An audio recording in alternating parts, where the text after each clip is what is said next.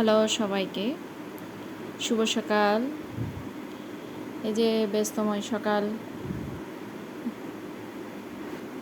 ঘুম থেকে ওঠার পরে এক নিয়মের কাজ শুরু হয়ে যায়। ব্যস্তময় দিন, নাস্তা বানানো, বাচ্চাকে স্কুলে পাঠানো, আবার এদিকে বর অফিসে যাওয়া, ওর খাবার তৈরি করা, তো সব কিছু মিলিয়ে একটা ব্যস্তময় সকাল কাটে। তো এগুলো হয়ে যাওয়ার পরে অনেকটা কাজ শেষ হয়ে যায়, এরপরে কাজের চাপ থাকে না তেমন।